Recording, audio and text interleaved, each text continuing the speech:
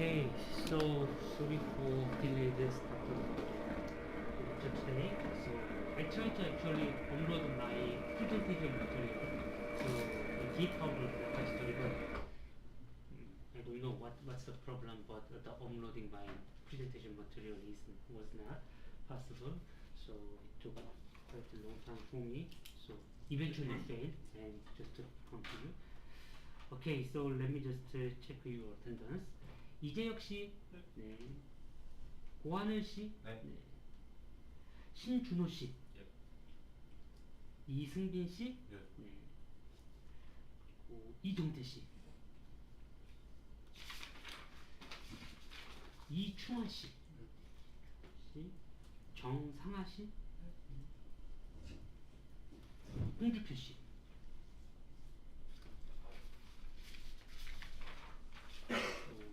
김민선 씨, 김유신 씨, 네. 배민열 씨, 네. 배서령 씨, 서하연 씨, 조대현 씨, 네. 최승규 씨, 김성수 씨, 미스터 마니큐어. Okay. So once again, sorry for this delayed start of our lecture today. So I think that there is some problems in our GitHub repository access. So eventually I have to fix the problem. But anyway, today we have to live with this problem. Okay, so let me just start lecture 14. And also I have found that this system is a little bit changed, so I have installed a new application for writing. But you know, we are coming back to OneNote because I cannot find more specialized application for this tablet system. So anyway, that will be just one day. So let's leave with this one. So how was your midterm examination? So I saw you everybody was struggling with problems, but if you have any question on the examination problems, then please let me know. Let's just have some time to discuss about the midterm examination, and after that let's move to lecture 14, which is quite important for your understanding on the transistors. Okay, so do you have any question? So first of all, I have to say, usually you know the return of your homework program is quite quick. So it is because that is done by our TA, Mr. Bang Lee. He is so smart and so quick, so he can do a lot of job. But in the case of examinations, so that is my duty. So you know that I'm much older than him, and yes, so it will take a longer time than homework problems. So please understand that situation. So first of all, sorry about delayed return of your midterm examination, and so of course we will have some time to review your scores. So you can visit my office when it is available. So then we can personally discuss about your homework midterm examination scores. But before making such kind of personal communication, so if you have any questions about on our homework problem, examination problem, then please let me know. Then I manually put my USB, so I have problems. So do you have any question on problem? Then we can discuss it first. Anybody? Okay, so you are not that much interested with already passed midterm examination. So let's just look forward and let's go to lecture 14. But anyway, if you have any question on problems, then it is always okay to ask me question. Then I will try to answer your question as much as I can. Okay, so any question, any further questions? So okay, then great. So let's go to lecture 14. So actually I checked my previous lecture progress. So 2 years ago we had the same course, microelectronics. So I think that the lecture 14 in this semester is corresponding to um, corresponding to okay corresponding to lecture 8 and lecture 9 in 2020. Oh, we are quite much delayed. So if you are interested with the lecture material, then please visit our archive of okay archive repository. Then you can find the lecture material for lecture 8 and 9. That is devoted to the MOS system. So that is fundamentally important for understanding the topic throughout this semester. So we spent 2 lecture hours in 2 years ago. So I'm not quite sure I can finish it within 1 day or 2 days, but actually since our lecture progress is a little bit delayed, so I will try to make it quick without using much or many uh, equations. So you can find that there in 2 years ago I have introduced many equations for enhance your understanding, but in this year I'm trying to avoid the use of equations, many equations as much as possible. Maybe you feel it, no? So that is my best. So our lecture is my best to avoid the use of equations. So so I will just make some qualitative description about MOS system. Of course, I strongly recommend you that if you are interested with this system, MOS system, then please attend the advanced courses like semiconductor materials and devices, which will be given to you in the fall semester. So that is my strong recommendation. So this course is really introductory one. So I will just give you just a description about the system itself. Okay. So any question about? No. Then really let's go to the case. Okay. Today we'll talk about a system called MOS. So sometimes people call it as a MOS or sometimes MOS, whatever. So this is just a shortened word for metal oxide and semiconductor. So this is the first time we introduce something like oxide in our system. So up to now we know the metal and we know the semiconductor. Yes, we use silicon, and on top of it we have deposit our metal chunk. Then that will work as for providing good electrical connectivity to external world. So that was the situation up to now. So let me just okay, so this is one note and I never used it before. So anyway, let me just draw. Here we have a system called silicon wafer, and you know this is quite thick, and just nearby its surface we build metal and we introduce some modulation of our impurity density. So maybe you remember that we have introduced many different OLs. Yes. So here we can control the number or density of impurity atoms by certain means. So for example, we can build n plus and P plus, and this is once again P-type substrate. So in this case, yes, this metal and this metal, they are just good conductors, so no problems in conductivity calculation. And even in this N plus or P plus region, although they are semiconductors, but they are highly doped, so they can provide a lot of holes or a lot of electrons. They can conduct electricity quite well.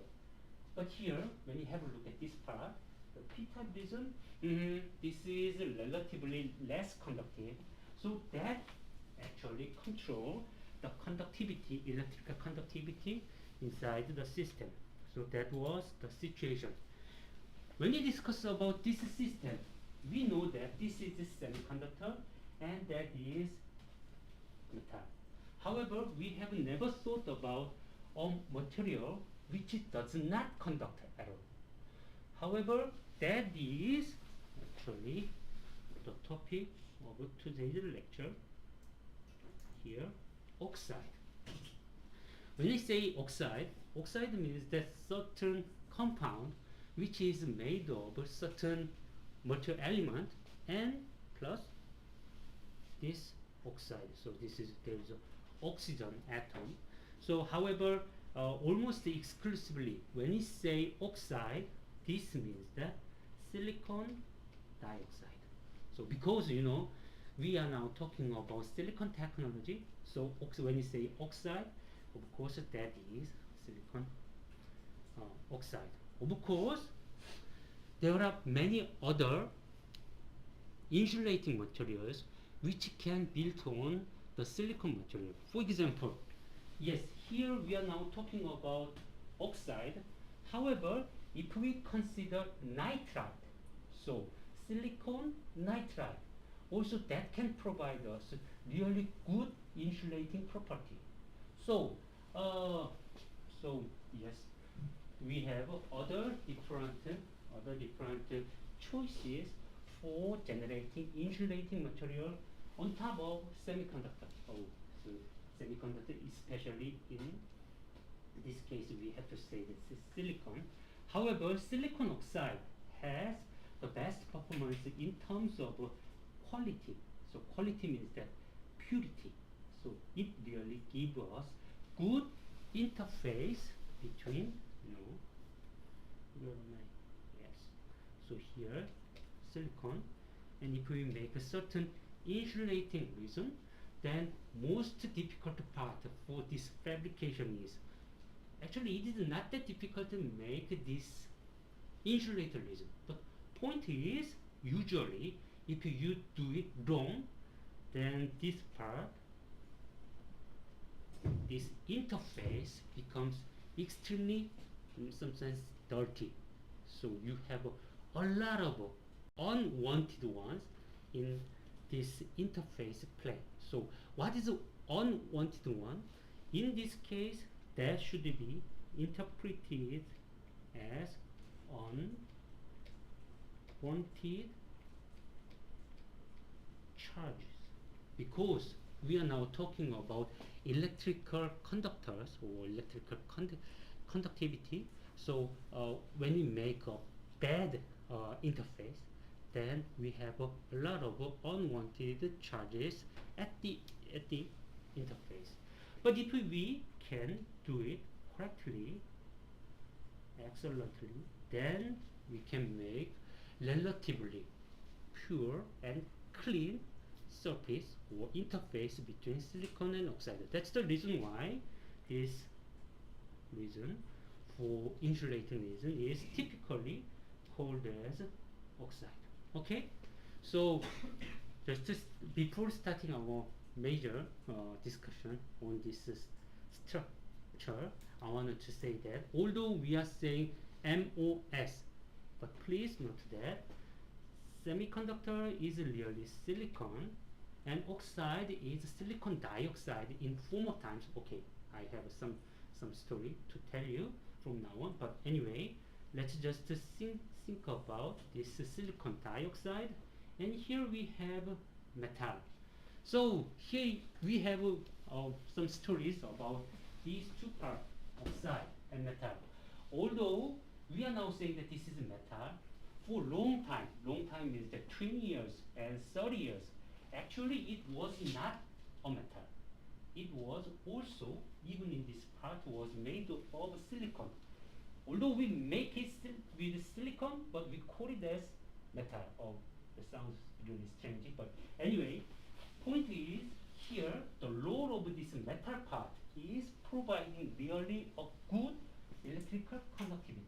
So if we introduce a really heavily doped resin in this part, so think about this one. I'm saying here we have silicon, oxide, and silicon, and this is the silicon, and this is the silicon.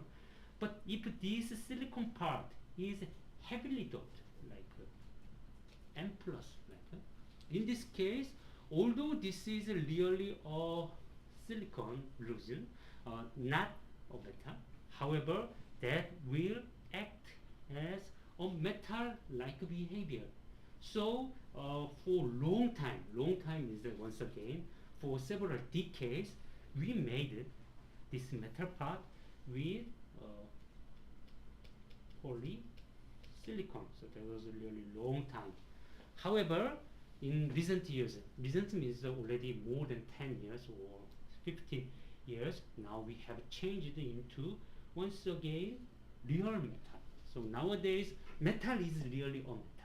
Okay, so when we say that MOS, metal is really a metal, and usually typical material is tungsten.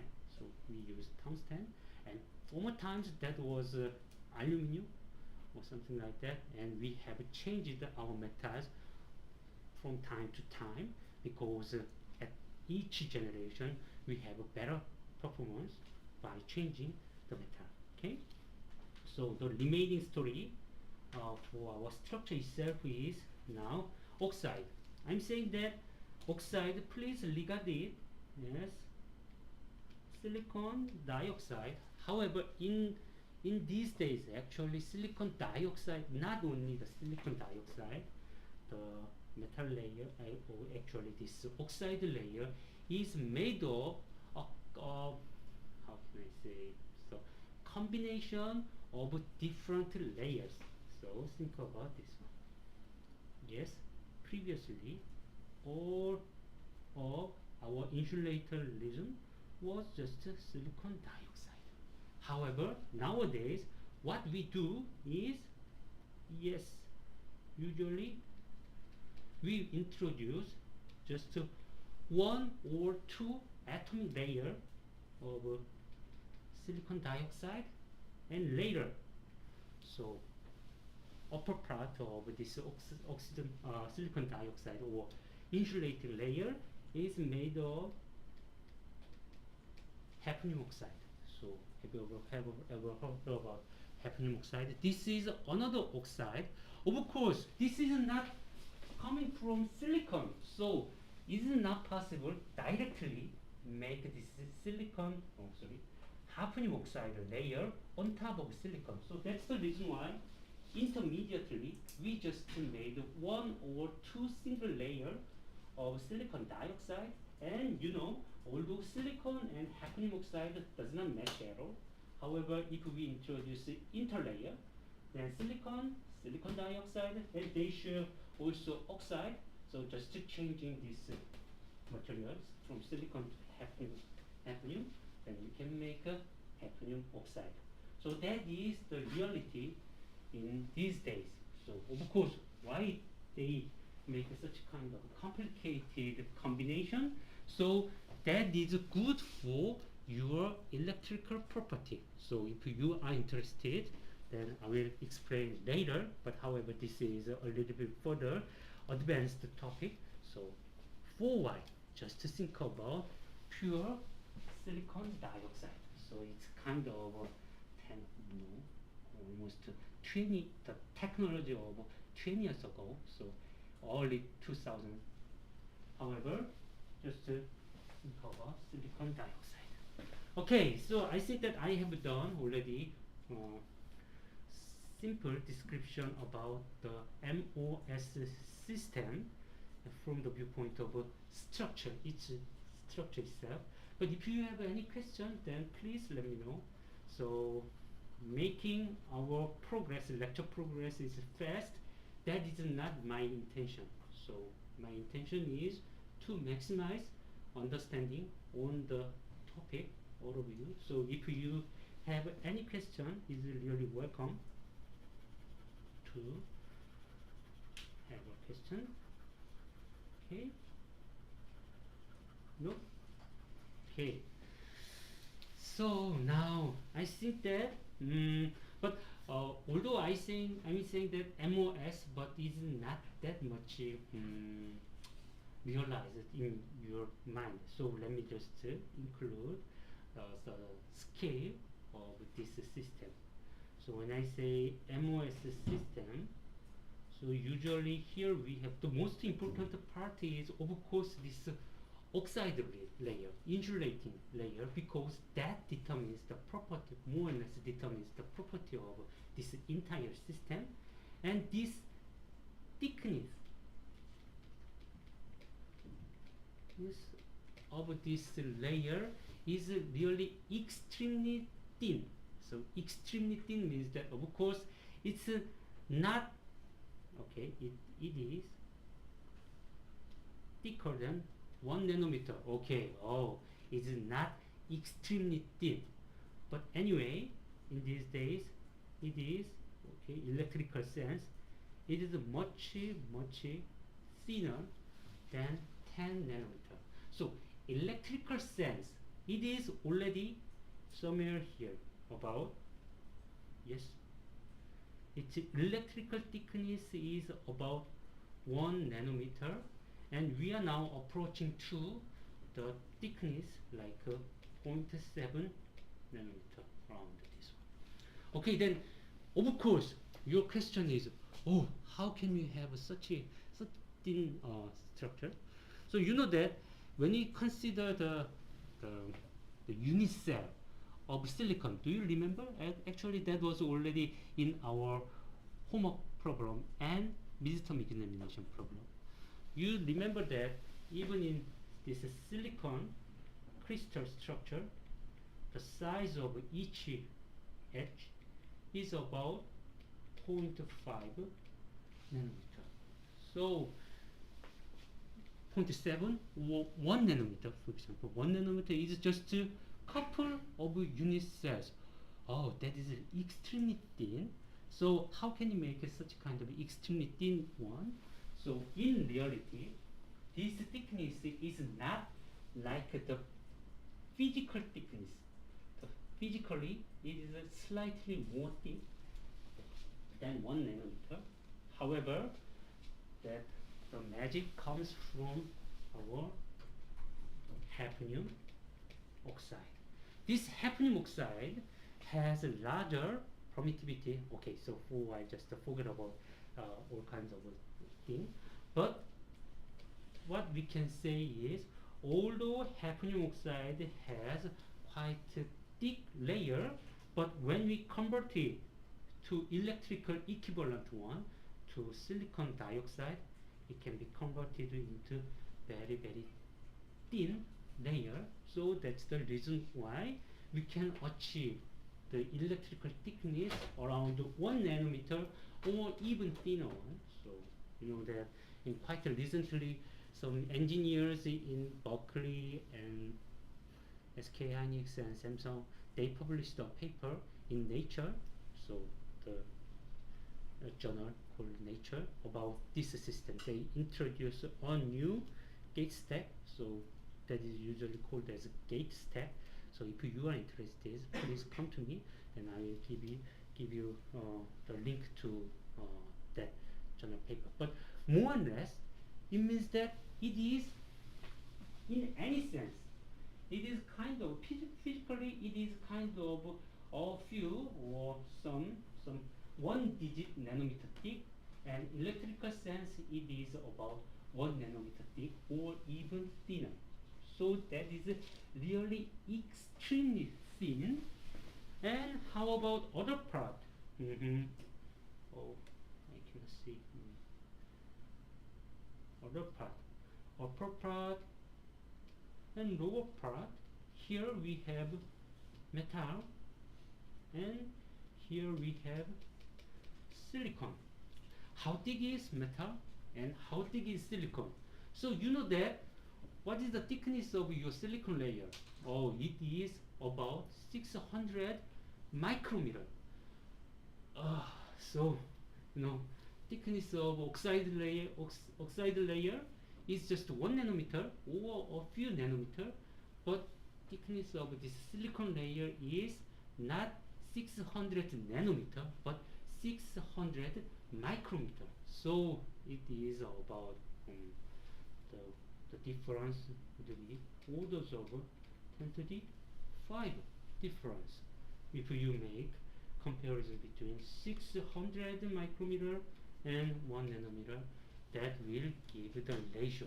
So you can think that compared with our silicon very thick, this thin layer, oxide layer, can be regarded as really extremely thin nowadays.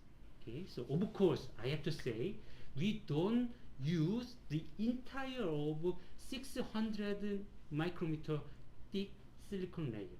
So we just use the part of it very close to this very close to this interface. But anyway, compared with this oxide layer thickness, we have much thicker silicon layer. And compared with this silicon thickness or oxygen thickness, usually metal thickness is not that much important because you know it does not play much role in this system except for one important quantity. That important quantity will be explained later. Anyway, the thickness doesn't make much difference in this case. Usually that is about, you know, where is my pen here? Okay, so this is just certain nanometer, but several 10 nanometer thick. So this is much thicker than silicon.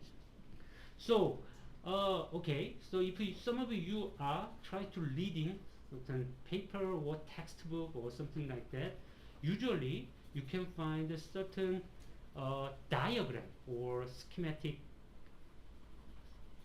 looks like this. For example, you can find something like this. Yes, and metal, and this is silicon dioxide, and this is silicon, and this is metal. However, now you understand this kind of description or schematic is heavily distorted. So only this part is magnified several orders of magnitude because electrically this part is the most important one. Actually, the most important one is here. So just beneath of this silicon dioxide layer. But anyway, since only this part is important, so although the total thickness of oxide layer is quite thin, small, however, we just magnify it and concentrate on this part. Okay, so please note that although we draw in this way, always remember that this is extremely thin, and yes, so control the thickness of this part is really important. Let's say that, oh, I made mistakes, so my oxide layer is nothing like this, but then what will happen to your system? So I intended to make it in this thick. However, now we have a much thicker, partially thicker oxide layer, then that will destroy your entire system. You know that nowadays we are building several billions of transistors into our chip. Yes, you know it quite well. So if we make a small mistakes in making this silicon dioxide layer, insulated layer, then what will happen? Then some of your transistors will fail to operate properly. So that will just give you the failure of your final chip.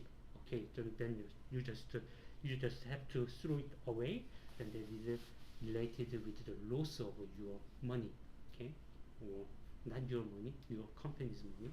But anyway, that will happen to this case. So controlling the thickness of this extremely thin layer is so much important, and there are tons of effort devoted to this one. Okay, so but still I don't get any question from the students. So I think that usually this is time to receive questions.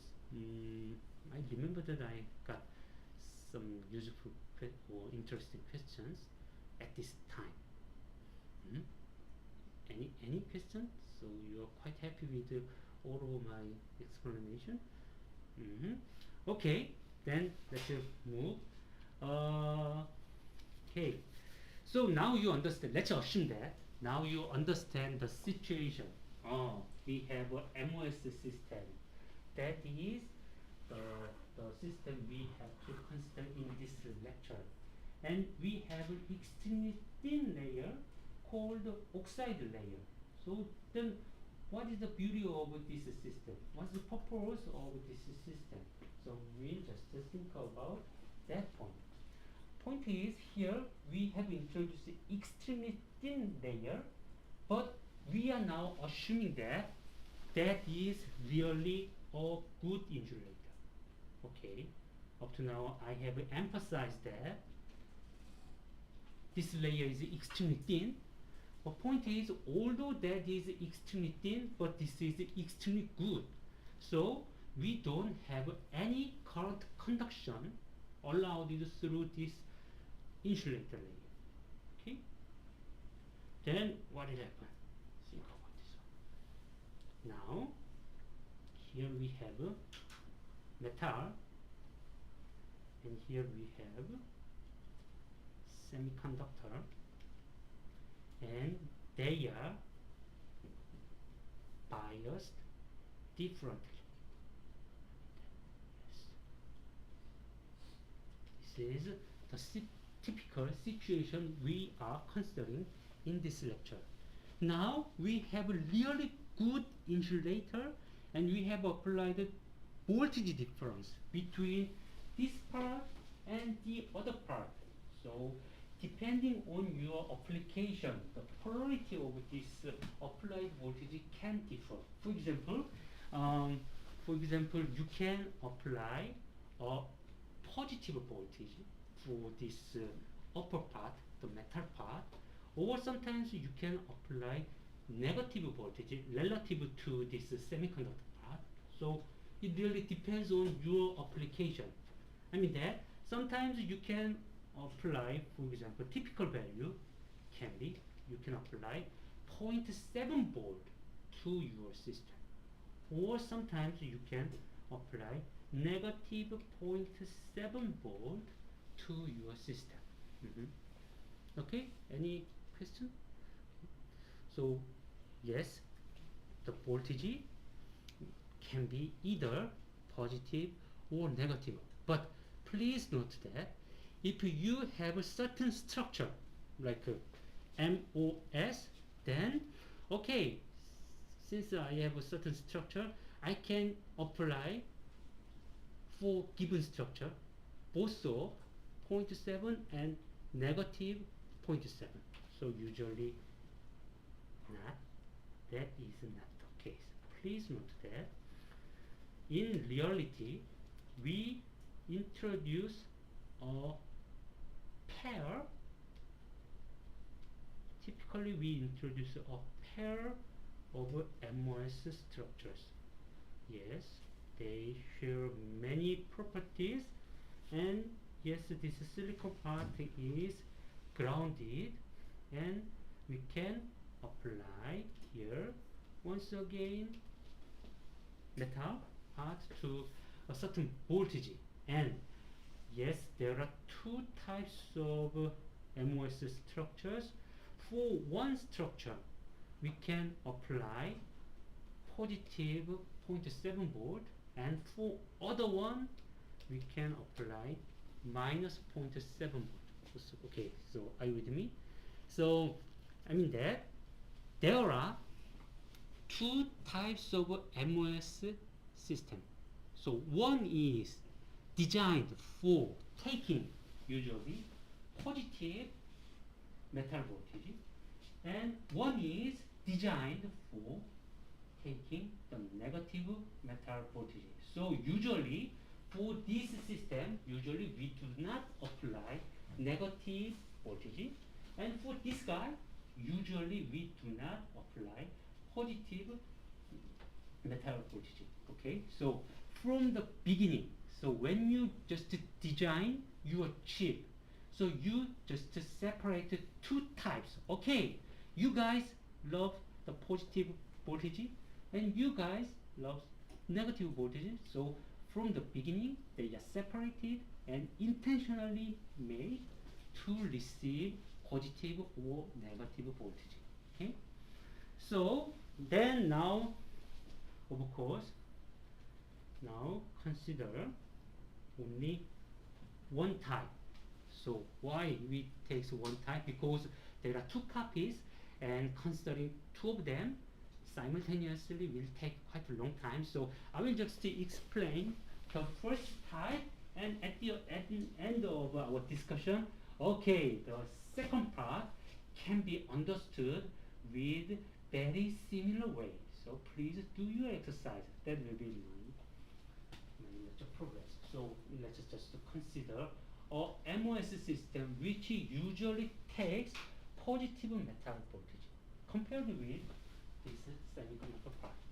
Okay, do you have any question? Okay, so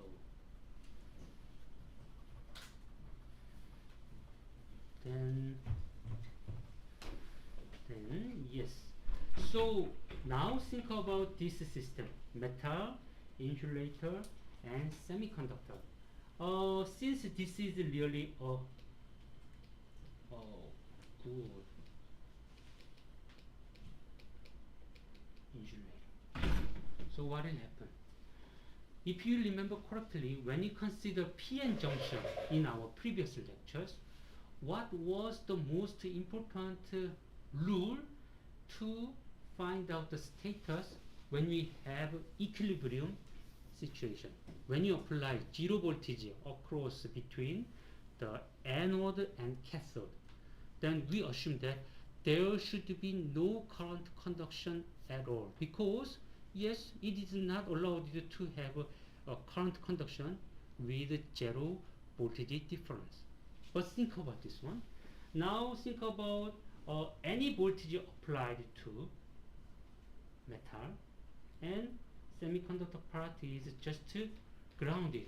So if we think the condition like okay, positive 0.7 volt applied, then maybe we think that okay, there exists a voltage difference, so we have to have current which is not vanishing at all. That will be our first expectation. However, please note that once again, this guy in its internal structure have a really a good insulator. So regardless you apply positive 0.7 volt, 1 volt, 0.5, anyone, this system, this MOS system cannot conduct at all. So then how can you understand this problem? You have applied 0.7 volt here, then what you can expect is, since this part is much highly biased with this semiconductor region, positive, negative, so what you can expect is electric field is generated from highly biased one and lowly biased one. So maybe you can expect something like this, okay? So they all can have such kind of electric field inside the system. So think about this one. You have electric field inside your system, and please remember our discussion in the PN junction. Oh, if we have, so maybe you remember that in the case of a PN junction, we thought that the electric field is used to cancel out high diffusion component. So diffusion try to make current conduction. However, internally the electric field is built, and that prevent any kind of current conduction inside our system. Then now think about this one. We have a lot of electric field here. So if we have the electric field, strong electric field inside this system, of course, in the case of insulator, we don't care about high electric field. Although high electric field is applied, in the case of insulator, there is no charge carrier inside the system. So we don't have any kind of current conduction. Okay, it's good. But point is, now think about this silicon layer. Oh, there we have tons of electric charge carriers, and they are under the electric field, non-zero electric field. Then what will happen? If this system is just a usual system, then of course we have to have large current conduction, lots of charge carriers, and high electric field, they can move. But you know that from the structure itself, it is not allowed to have any kind of current conduction. So how can you remedy this contradiction? Okay, so first scenario is, okay, just neglect this electric field. Okay, there is no electric field at all. But we cannot say so, because here we have voltage difference. So electric field itself really does exist. Then how can you minimize the current conduction for this system? So simple way for the correct answer for this system, for this answer is, although we have here high electric field, if we have strong diffusion component, then still we can just nullify the current conduction. That is quite similar with the situation in PN junction. So do you remember? So if we have PN junction, we have quite much high density gradient between p-type layer and n-type layer, and that introduce diffusion component and also electric component that generate drift component, and they are cancelled out perfectly. So quite similarly, we have this kind of situation. Although we have electric field, but in order to make our system just does not conduct at all, so we have to have strong diffusion component. So simply speaking, let me just give you the magnified view. So this is the interface between oxide and silicon. Yes, this is oxide and silicon. And here at the interface, usually we have really strong electric field. And that electric field, although we have electric field, here we have almost no charge carrier. And so almost no charge carrier, and at the same time, so we have charge imbalance. charge is not balanced at all in this part. Here usually we have, yes, negatively charged layer. So think about this one.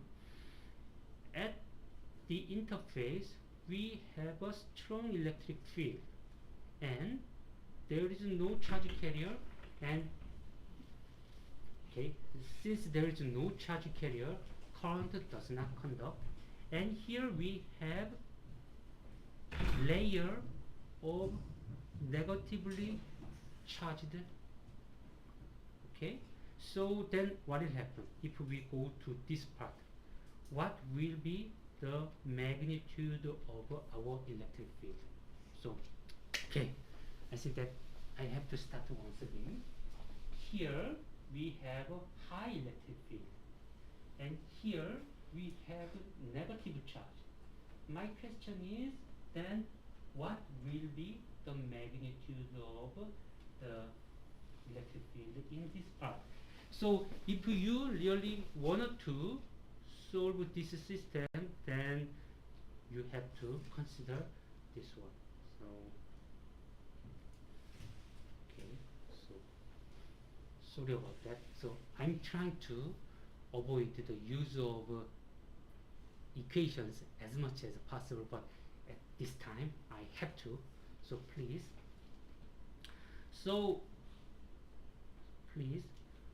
forgive me for why. So we have to use this equation. Sorry, but you have seen it before in your homework problem. So you have to solve this problem to calculate what? Calculate the electric field. So think about this one. If we have, I will just draw the x direction. So x direction is corresponding to this direction. This is called as x direction, and let's say that this is x equal to 0. Okay. Yes, 0. So here we have oxide and here we have silicon. And let's say that we have certain electric field. So the value of electric field is given here. Then let's assume that inside this system we assume a layer of negatively charged. So simply speaking, our low net charge density is now negative. So then what will happen to our electric field at a certain position? My question is it higher than E naught, or is it lower than E naught? Of course, if you just integrate this equation for this short distance, you can find that the electric field at this point should be lower than the surface electric field. Simply speaking, okay, let's say that this is the interface, this is oxide layer, and this is a silicon layer. I just apply high electric field here. Then by the as a response to this electric field, internally our silicon system provide negatively charged layer. After that, the reaction of this negative charged layer is diminishing electric field inside our system. So simply speaking, I can say that will be the behavior of our electric field. If we have negatively charged layer inside our system. Okay, so let me just repeat again. Yes, we are now talking about MOS system, and by applying certain voltage to the metal, usually we generate for this system positive electric field. So positive here means that downward direction, deep into the silicon substrate. So usually at the surface, the interface between silicon and dioxide, here we have a high electric field. That is the normal situation. However, this high electric field is just compensated by what? Compensated by negatively charged layer, and after certain distance later, so electric field is continuously diminishing, diminishing, and diminishing. And if we go to deep into the substrate, then what will happen? So there will be certain point where no longer electric field is high enough and current does not conduct at this part. Okay, so quite similarly to the PN junction, we can imagine the existence of the layer where we have no charged carrier at all. Okay, so this part can be regarded as two quantities. Okay, there is almost no charge carrier, and the charge, although there is no charge carrier, but overall local charge density should be negative. Okay, I'm a little bit afraid that my lecture is too fast in this part. So if you don't remember, or if you don't understand my explanation, then please ask me the question. So this concept is quite similar to that of PN junction, and the major rule is, okay, we should not have any kind of current conduction. Equilibrium. In order to have the equilibrium, we have to have a perfect balance between diffusion and, yes, drift. And in this case, since we have electric field, we have to cancel out. Okay, that is given by this almost no charge carrier part. Okay, then any question? Oh, okay. 저 그러면은 디퓨전 프로젝트는 외부 전압의 크기랑 비례해서 생긴 거예요? Okay. So, of course, good question. So, I'm saying that here we have to have a perfect balance between diffusion and drift. However, in this case, if we are really quite rigorous about that, then usually the density of a charge carrier just looks like this. Here we have, this is the high density, and this is low density of our charge carrier, and this part we have a lot of charge carrier, and inside it actually we can just treat it as just drop into zero. Yes, almost no charge carrier inside it. So in this case, although I say that the perfect balance between diffusion and drift, now where is the diffusion? Here we have almost no charge carriers and almost no diffusion at all. And since there is no charge carrier at all, so although electric field is so high, but drift component will be also quite small. So in this case, I have to say that both components, drift component and diffusion component, both of them are just vanishing, quite close to vanishing by usually that is called as depletion, so depletion of charge carriers. Of course, I have to say that. So this is just a qualitative description, and if we just calculate the drift component and diffusion component, and they are perfectly matched. So they have the same magnitude, and different directions. But point is, I have to say that in this part, these two components, the magnitude itself becomes quite small because it is all because there is almost no carrier at all.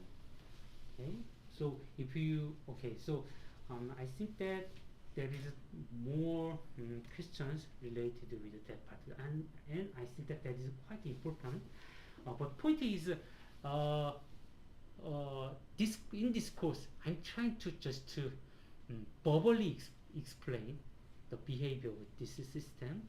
So if you really wanted to understand the behavior of this system quantitatively, then you have to anyhow introduce some equations.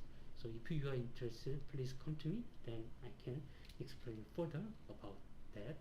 Okay, actually that is my major, so I'm quite happy to explain that one to you. Okay, so what was it? So yes, we have to find out the structure which can support this system. Here we have a layer of almost no charge carrier. However, the charge generated should be negative. That is important. We need what? We need negatively charged layer. Then how can you generate a negatively charged layer? By depletion. Think about two cases. You have a choice on n-type region or of p-type region. If you have n-type region, then what will happen? If you have the depleted n-type region, then your atomic cores will be seen by you, and that they are positively charged. So if we consider n-type region, if we consider n-type region, then there are positively charged atomic cores and negatively charged electrons. So if we just take n-type region, this guy will not be very good for our applications. Think about this one. Now carriers are depleted. Okay, we have no electrons. Then what will happen? There will be just a positively charged layer. This is not good at all. However, if we consider p-type layer, then what will happen? In this case, we will have negatively charged atomic layers and positively charged cores. So if we don't have any charge carriers, then let's assume that there is no holes, and that provides us just immobile fixed charge inside our layer, and they are negatively charged. So simply speaking, I wanted to say that in order to achieve this kind of behavior, we have to consider a p-type dot layer. Okay, if we have a p-type dot layer and if we apply positive bias to our metal, then we can generate this kind of situation. So let's just review. Since we have applied positive bias to this top metal, then usually we have from positively biased one to negatively biased one. So we have the direction of electric field. Okay, it's okay. And also we need negatively charged layer for compensating this electric field coming into the silicon substrate, and that can be done with what? That with our p-type substrate. Yes, p-type substrate, they usually have tons of holes inside it. However, at the surface, those holes are depleted. So we have no hole and only negatively charged atomic cores. that layer will act as just a compensator for this strong electric field. That is the basic understanding on our MOS system. So is it clear? So okay, so this is time to receive your question once again. So I think that understanding this behavior is okay, so at least qualitatively understanding this behavior is very important to understand the transistor. So okay, then let me just go to my final remarks on this system, MOS system. So now natural question raised by our student is like this. Okay, here we have oxide and here we have silicon. So silicon can provide us certain negative layer by depletion of holes. Okay, so if you don't remember any of my explanation or my last sentence, please let me know. So this silicon layer can compensate the surface electric field by providing negatively charged layer generated by the depletion of holes. Okay, so that is the mechanism to support this MOS system. But natural question is, instead of this silicon, if we consider just metal, then what will happen?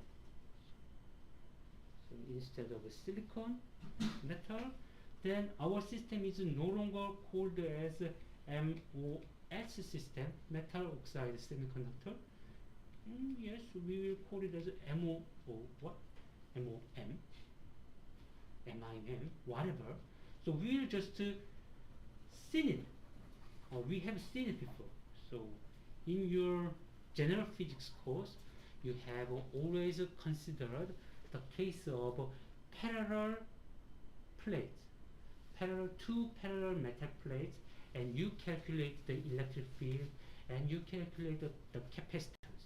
So then what is the difference between this typical MOM structure and this MOS structure? What's the difference?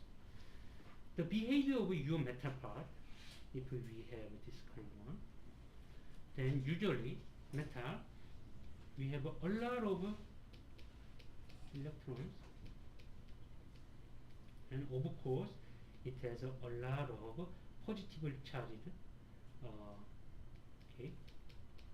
atomic force, ions. There are many ions here. They are usually positively charged because they are made of protons, and there are many electrons.